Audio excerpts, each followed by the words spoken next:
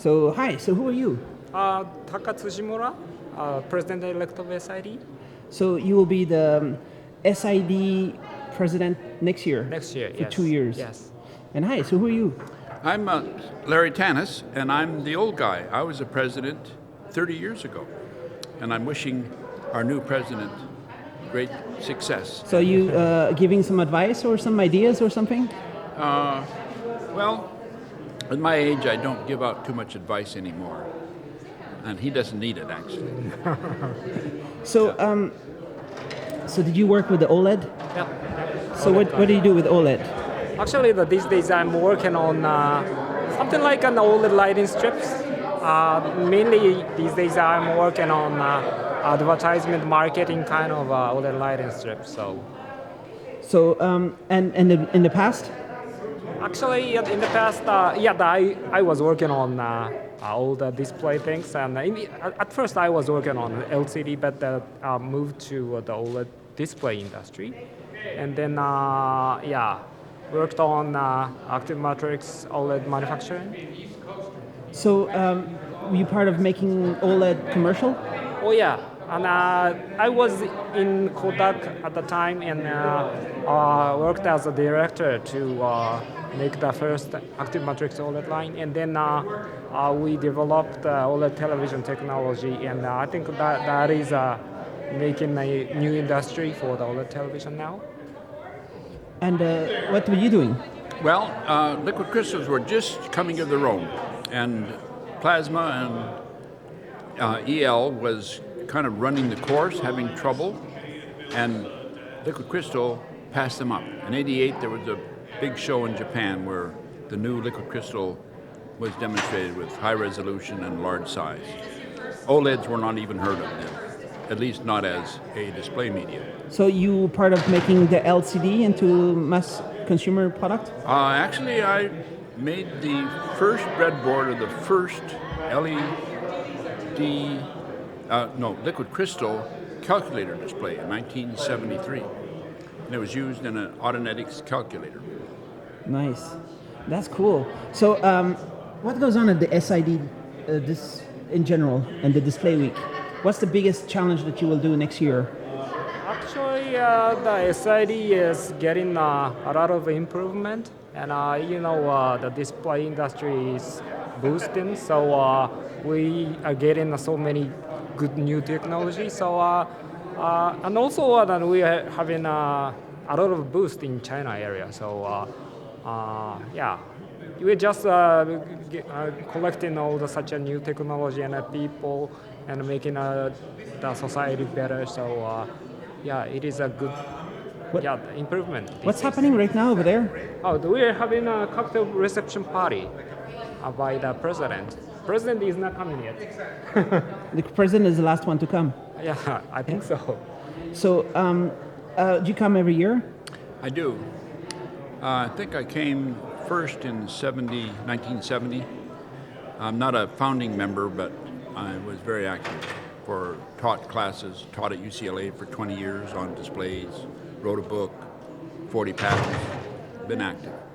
And the shows are the proving ground for the next whatever it's going to be. We never know. And the recent years are just as cool as the early years, or is even cooler, even more interesting? Oh, it's getting more interesting and better. Our displays now are better than nature. The 8K new resolution is just over the top, fantastic. And roses are on fire, and blue moons are really blue. The quality of displays today exceeds what the public ever expected to get. And so these OLEDs, like for example the one LGs are selling, they're like so amazing, right? And popular, and it's a real thing. People can buy them for like a couple, 3 years, right? Yeah. And how cool is that to be involved with this? Actually, I didn't expect that when I was working on the first active matrix line, and it was very costly at the time. And I was thinking we have a very good contrast ratio, so the display performance is great. But it was so expensive, so nobody wanted to use that. But these days, price is going down, so that everybody can enjoy the merit of OLED. So How did that happen? Because OLED was 2 years ago, was 30 years anniversary, right? Yeah. So that's a long time. But how did it get into the point of being? Actually, we were using pixelation technology, RGB pixelation by the shadow mask, but the shadow mask brings lower yield. So that's why we brought a new technology, white plus color filter technology. You know that the color filter has a very high yield due to the a lot of maturity in LCD field. So that's how we could assure the very good yield of OLED television. That's why the cost was dramatically reduced. So it's with you say the white. So Yes. it's RGB plus the white, or how does it work? Yeah, RGB and plus one white. That is yes. And we have four subpixel arrangement. That's why the power consumption is determined by the white pixel. That's why we can have a low power consumption as well as a good color reproduction. So that was. How long time did it take to make this work? Actually, that was in like a year 2000s.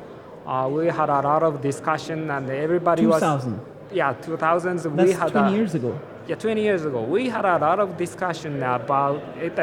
There should be a trade-off between color saturation and power consumption. But due to that kind of a magic using subpixel, RGBW subpixel, and also we actually made a lot of improvement in the OLED formulation for the white.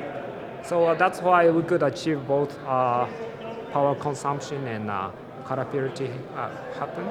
But it took 20 years to get to now? Not 20 years. Actually, when I made that 100% NTSC presentation was 2008. So 12 years ago. So 12 years ago was a presentation about what?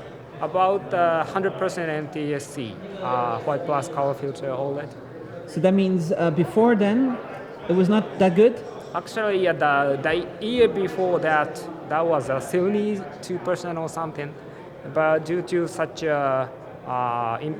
improvement in the formulation and also the color science we incorporated, that's why we had a lot of boost. So that's why we could make that kind of a great number happen. How awesome is it, the feeling to know that the stuff you've done is like, it's all over the place. Like in every single room there, all over this, I mean, it's just everywhere, right? How does that feel? Well, liquid crystal, Yeah. OLEDs have unique properties. Their performance is better, and their power is less, but their life is less, and their weight is less. So it makes them ideal for cell phones, where life is not an issue. And the cost is higher, so it doesn't necessarily cause them to be leaders in the consumer market for television sets. But they are higher performers, and liquid crystals seems to keep getting better, catching up with them. And so we're going to see at this show what the contest is. The liquid crystal now another step forward with quantum dots, or are the OLEDs another step forward with filters and quantum dots? It's going to be a good show. And what do you think about the display industry? Is it like the coolest industry out there? Yeah, it's actually growing. I think actually changing a lot. You know, in the past, our biggest topic was flat panel display, but actually the flat panel display everybody always have at home. So what we see in a display week these days is something a lot different from the past thing. Actually, AR, VR, or the micro LEDs, flexible OLED. That kind of showing the future of displays. That is very brilliant, or maybe that is artistic, or for example, the three-dimensional television existed before, but it is a lot changing these days. So we can enjoy the real 3D image without the glasses. So that sort of a new technology will make a new business, I think. It's just so clear and so amazing, and so the like saturation is so amazing. It feels like you're there. Yeah. It's just better than real reality, right? Right. Like you say. I'm going to join the party, All and right. so we can have a session at UCLA if you come there about the new museum showing the evolution of the technology. So there's a museum on the. It's on display? campus, Belter Hall, room 3400. And The- what kind of? It's about display history.